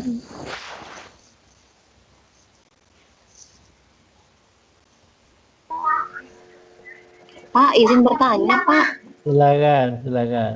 Pak, ini karena terkait dengan kanker payudara, saya tertarik memang. Nah, Ya, apakah gimana? boron haba gamma 2 ini sudah masuk ke uji klinis atau sudah diterapkan di Jogja, Pak? Untuk ininya, karena kayaknya kalau di Medan belum masih tamoxifen kami ini memang, Pak. Ya. Jadi ini baru desain ya, baru desain. Jadi belum saya sintesis malahan ya. Jadi baru uji in silico baru desain. Kalau boron haba gamma 1 itu sudah pernah dikerjakan, sudah pernah saya sintesis, sudah pernah dicoba sama itu Pak Denny dari USU ya, dari Fakultas Farmasi yang boron haba gamma 1 ya, yang boron haba Pak gamma Denny 1 tapi Satria ya, Pak ya? Denny Satria ya? bagaimana? Ya, Pak Denny Satria betul. ya? Betul, Pak Denny Satria. Pak Denny Satria kerjasama sama saya waktu itu di bawah Profesor Urip ya, Urip Harahap. Jadi Iya. Profesor Urip itu mengutus Pak Denny waktu itu minta didesainkan molekul waktu itu. Saya bilang, saya punya desain molekul, tapi untuk BNCT, untuk nuklir sebenarnya BNCT untuk terapi itu dengan neutron tadi. Tapi itu bisa bisa diuji secara tradisional, artinya nggak usah pakai BNCT juga bisa. Artinya kita akan melihat efeknya dengan cara biasa juga bisa. Sehingga beliau mau Pak saya boron Dabagama gitu ya. Nah waktu itu saya buat yang boron Dabagama 1 ya. Memang lebih bagus yang 2, tapi pembuatannya lebih mahal ya. Jadi waktu itu saya bikinkan boron Dabagama 1, saya desainkan molekul. Terus Pak Denny bilang gini, Pak sekalian Pak jangan hanya desainnya, tapi sekalian dibuat Pak katanya. Terus ya sudah, akhirnya saya buatkan. Kemudian waktu itu Waktu itu kalau nggak salah diajukan ke USU ya, ke USU. Kalau nggak salah dapat dana 60 juta kalau nggak salah waktu itu untuk mendesain, mensintesis dan dan menguji begitu ya. Nah, tetapi kalau nggak salah untuk S2 ya waktu itu, tetapi nama saya tuh nggak ada. Namanya saya nggak ada, terus saya nggak apa-apa, saya ikhlas ya. Nama saya nggak ada, tapi kalau publikasi tolong nama saya ada gitu kan. Terus Pak Denny sanggup, iya Pak gitu ya. Nah, terus waktu itu molekulnya diganti ya. Molekulnya diganti jadi boron usu. Terus saya bilang, waktu itu saya bikin buku itu ya. Mau saya bikin buku boron Dabagama. Terus saya bilang, nanti kalau buku saya jadi, nanti bermasalah, saya bilang gitu. Kok molekul saya sama dengan molekulnya Prof. Urep. Terus supaya win-win solution, saya minta dikasih atau saja gitu ya. Jadi boron usu atau boron Dabagama begitu ya. Terus akhirnya masuk ke jurnal ya, masuk ke jurnal begitu. Nah, jadi terus diuji ternyata ada efeknya, ada efek untuk anti kanker. Tapi ujinya masih in vitro begitu ya. Jadi kalau yang boron Dabagama 2 belum pernah saya sintesis ya. Sebenarnya bahannya ada di lab, tapi karena keburu COVID terus sudah 9 bulan saya nggak masuk kampus ini ya. Jadi kalau bahan-bahannya untuk membuat ada itu boron Dabagama 2 tadi ya. Bahkan dia untuk kanker darah putih leukemia tadi juga desainnya memungkinkan begitu ya. Begitu. Jadi itu baru bentuk desain. Molekulnya aja malah belum saya sintesis yang boron Dabagama 2 begitu. Nah, Ya, terima kasih Pak informasinya. Ya, jadi saya memang sebenarnya bidang saya sebenarnya desain, tetapi karena saya pengen desain saya terbukti, itu saya belajar sintesis, sehingga desain saya sesuaikan dengan kemampuan saya untuk membuat. Nah, sehingga saya biasanya dari desain sampai sintesis. Nah, kalau yang mau kerjasama, nanti yang lain itu menguji begitu. Nah, sehingga kalau saya sendiri dari ujung sampai ujung nanti kecapean saya ya.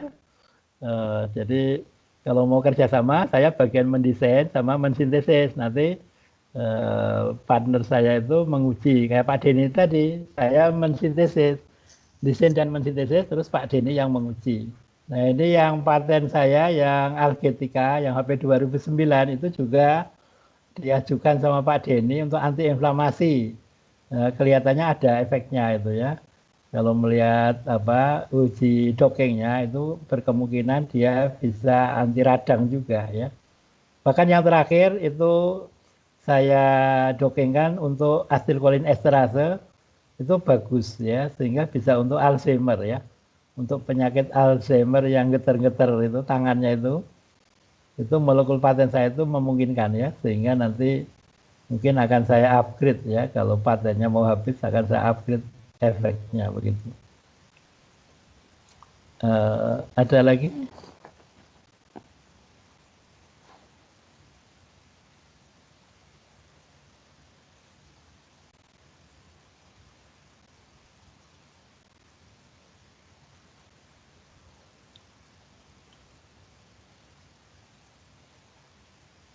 Jadi yang perlu diperhatikan kalau kita mau mendesain molekul itu ini cara membuatnya ya, cara membuatnya.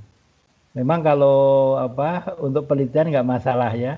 Tapi kalau kita pengen jadi obat itu nanti industri akan bertanya berapa rendemennya ya. Kebetulan yang molekul saya itu di atas 90 ya. Yang ABIT 2009 itu ya. Jadi para aminofenol dan urea itu direaksikan itu akan jadi 1,3 bis para hidroksifenil urea dan rendemennya cukup besar tadi di atas 90. Jadi kalau rendemennya kecil, apalagi banyak step, banyak tahap begitu, itu industrinya kemungkinan akan berat ya. Yang satu langkah punya saya aja nyari investor itu susah sekali ya. Karena memang investor di Indonesia ini lebih suka impor ya. Kalau impor itu impor sekarang besok sudah untung. Kalau investasi di bidang penemuan obat itu lama ya, lama. Sehingga sampai sekarang dengan 260 fakultas farmasi atau prodi farmasi di Indonesia tidak ada satupun temuan obat sintetik dari Indonesia. Itu sebenarnya menyedihkan ya, menyedihkan sebenarnya. Bandingkan dengan ilmunya Pak Habibie ya. Pak Habibie bisa membuat pesawat R80, pesawat terefisien di dunia ya. Farmasi masih jauh sekali ketinggalannya. Karena memang divisi misi mengelola ya, mengelola artinya mengelola barang impor begitu. Ada pertanyaan, pernyataan boleh.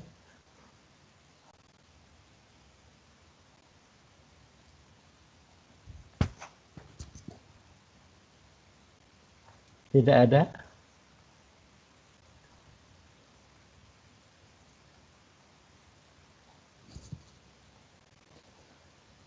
Baik, kalau tidak ada, mungkin bisa kita akhiri. Nanti rekamannya saya share ke email peserta seperti kuliah pertama kemarin.